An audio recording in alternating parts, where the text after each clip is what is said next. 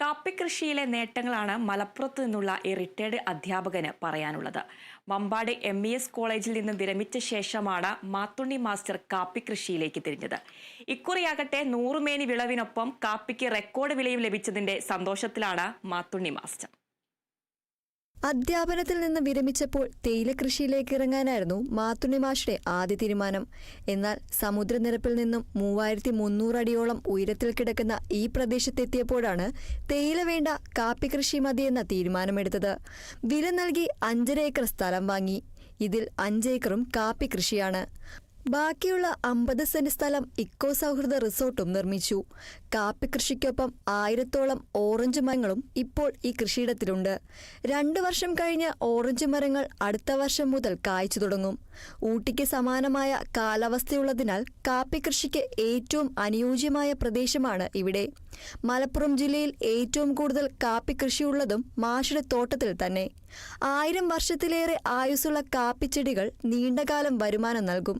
അധ്യാപനം പോലെ തന്നെ സംതൃപ്തി നൽകുന്നതാണ് കൃഷിയെന്ന് മാത്തുണ്ണി മാഷ് പറയുന്നു. ദിവസേന 6 തൊഴിലാളികൾക്ക് ജോലി നൽകാനും കൃഷിയിലൂടെ സാധിക്കുന്നുവെന്നതും ഏറെ സംതൃപ്തി നിറഞ്ഞ കാര്യമാണെന്നും അദ്ദേഹം പറഞ്ഞു. നല്ല കാലാവസ്ഥയാണ്. ഇപ്പൊ തുടക്കത്തിലേക്ക് കാപ്പിക്ക് വിലയൊക്കെ കുറവായിരുന്നു.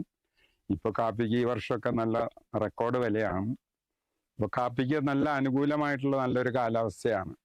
5.5 ഏക്കർ സ്ഥലമാണ് ഇപ്പൊ നമുക്കിവിടെ ഉള്ളത്. അതിലൊരു 3000-4000ന്റെ ഇടയിൽ കാപ്പി കാണും. ഒരു കാലത്ത് കാപ്പി ഇവിടെ പ്രധാന കൃഷിയായിരുന്നു. എന്നാൽ വില തകർച്ചയോടെ കർഷകർ കാപ്പി ഉപേക്ഷിച്ച് മറ്റ് കൃഷിയിലേക്ക് ചുവടുമാറ്റി.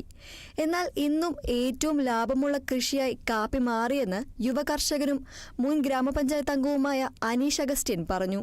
കടമ്പയിൽ പ്രദേശത്തെ നായടമ്പയിൽ, തോട്ടപ്പള്ളി, വാളന്തോട് പ്രദേശങ്ങളൊക്കെ തന്നെ ധാരാളം ആയിട്ട് കാപ്പി കർഷകർ പഴയകാലത്തുണ്ടായിരുന്ന സ്ഥലങ്ങളായിരുന്നു.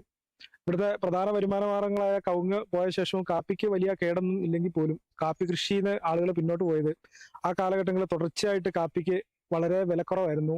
വരുമാനം വളരെ കുറവായതുകൊണ്ടും നല്ല ഈൽഡ് ഉണ്ടെങ്കിൽ പോലും അതിന്റെ മുടക്ക് മുതലിനനുസരിച്ചുള്ള വരുമാനം കിട്ടാത്തതുകൊണ്ട് ആ കൃഷി കാപ്പിയൊക്കെ മുറിച്ചു മാറ്റി പലരും മറ്റ് കൃഷി രീതിയിലേക്കും തിരികെയും മറ്റ് ഭൂമി കണ്ടമാനം വിടുന്ന ആളുകൾ വിറ്റ് മറ്റു സ്ഥലങ്ങളിലേക്ക് പോവുകയൊക്കെ ചെയ്തു. കർഷകൻ മാത്രമല്ല, നല്ലൊരു സഞ്ചാരി കൂടിയാണ് ഈ റിട്ടയർഡ് പ്രൊഫസർ. ഇതിനകം 40 രാജ്യങ്ങൾ സന്ദർശിച്ചു കഴിഞ്ഞു. പരിസ്ഥിതിക്ക് കോട്ടം വരുത്താതെ കൃഷിയെ സംരക്ഷിക്കുന്നതിനൊപ്പം ഇവിടെ ഇക്കോ സൗഹൃദ ചെറിയ വിശ്രമ കേന്ദ്രങ്ങൾ ഒരുക്കി പ്രകൃതി സ്നേഹികൾക്കും വിനോദസഞ്ചാരികൾക്കും താമസിക്കാനുള്ള സൗകര്യവും ഒരുക്കിയിട്ടുണ്ട്.